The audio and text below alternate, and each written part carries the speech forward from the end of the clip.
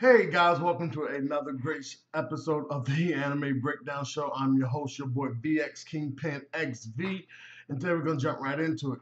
Today's gonna be another Naruto breakdown. This is gonna be Naruto Shippuden, episode 297, A Father's Hope and a Mother's Love.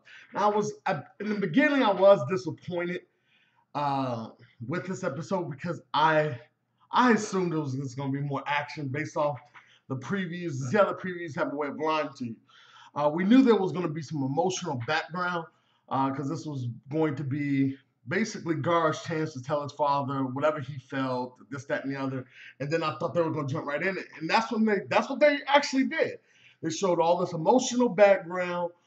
They gave you everything that you needed to know about Gar to finally come to complete full circle about the history of Gar, who he is, what he meant to the village before he became Kazekage, what his father meant to him, the whole nine, and then boom, then the battle ensued. I mean, they jumped right into it. They started doing their sand jutsus, and it was the gold sand versus the regular sand. It was pretty intense for a couple of moments. Just to kind of go back onto the emotional side of it, it was good. It was really emotional. We saw that Gaara was born a premature baby. His father assumed he was going to be weak. They put the Shikaku in him anyway. Obviously, they put him in before the baby was born. And then when he was born, they just assumed it was going to be a failure. Gaara did kill a couple people out of anger or whatever a couple times. And then his father sent the mother's brother to Gaara's uncle to test Gaara and his emotional state. And he pushed Gaara to the max, where it brought out the Shikaku. And that little eye trick, that was his father's little eye trick that I guess somehow Gaara ended up learning, so I ended up teaching him that particular jutsu. And Gaara freaked out after being told his mother didn't love you, you was a mistake, she resented this village, she hated this village, she hated you, and it was your father was the one who sent me over here to kill you. I mean, he really pushed Gaara over the edge. I mean, it was so emotional he couldn't cry, but he threw the fuck up. Like, he was just so disgusted. Gaara threw the fuck up everywhere. He's like, oh, I mean, but if you can understand when somebody sees or hears or finds out something so terrible. I mean, think about if your parents came and told you were adopted to replace the person we really loved or some bullshit like that. All the anger and the emotions and the sicknesses you would feel from that. That's what happened to Gar. So to me, I thought that was like kind of gut wrenching to see that he had to go through so much just to test his ability to control the Shikaku, which I thought was honestly a stupid test. I mean, he's a fucking child, and you're giving him this kind of test and expecting him to mentally handle it. I don't know. It's kind of dumb, but maybe that's what Japanese people do. And then at 6 years old, you're supposed to be an adult. I don't know. But anyways, and so when Gaara came back to the battlefield, he started kind of expressing himself and things of that nature. But then his father ended up telling him the truth. No, that the sand that protects you is not the Shikaku's power. It's your mother's power. So I'm assuming right before she died, she instilled her chakra into him. She instilled her will into the sand or whatever to protect Gaara. It's kind of like her last great thing she did for Gaara before she died. That wasn't seen, but that's the thought I got out of it. After Gaara hearing all these nice, wonderful things, he broke down.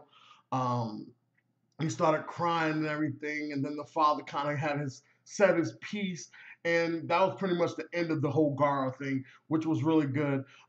Getting on Inoki, he didn't do anything, but his old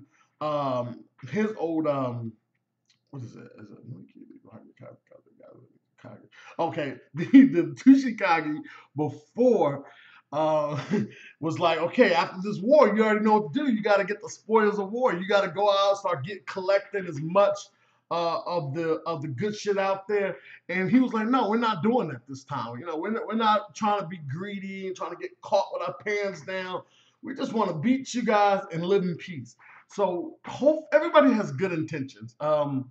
The Raikage, he kind of scares me as more like he's going to do something militant, maybe Killer Bee can keep him from doing something stupid, especially with Naruto being so powerful as he is now, as everybody's grown known to love him. You know, we don't know too much personally about the Mizukage, the woman. Yeah, the woman Mizukage. We don't know too much about her, so we don't know if she's gonna try anything tricky. Maybe that's why they're kind of keeping her out of things, out of the storyline, even in the mangas, because maybe she's gonna be the one to betray people. I don't know, man. You know, I got obviously you can't make that assumption because she's a woman.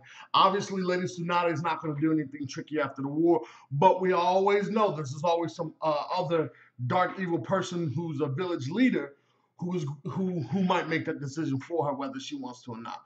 So I think to me that was like kind of insight or what's to come, was kind of foreshadowing that after this war is over, all of these barriers are going to break down. People are going to start saying, you know what? We're going to have to make sure we still can protect ourselves from everybody else. And they're going to find a reason to justify something evil, something about why do they need to go steal this particular power, or go get back that gourd that they lost when they sealed up the twin brothers, or whatever the case may be. We don't really know what's going to happen, so we're just going to say if that does happen, obviously they're going to have to continue the arc with this storyline. But you know, overall, it was good. You got to see, you know, how Gar turned out. He wasn't supposed to turn out the way he did. Obviously, even the old Raikage, he even said, you know, your son, he grew up to be pretty much, he said, you grew up to be a great man. You know, basically, you should be proud. I think that kind of hit home with Gar's father. But like I said, it was an emotional one. I enjoyed it. I enjoyed to see the storyline, all the character development. I'm ready for the battle to ensue. Obviously, there'll be no more emotions because Gaara and his father was the main catalyst for all this emotion. Now we can focus on the battle itself. So you guys stay tuned. Do your thing below. Rate, comment, and subscribe. And peace.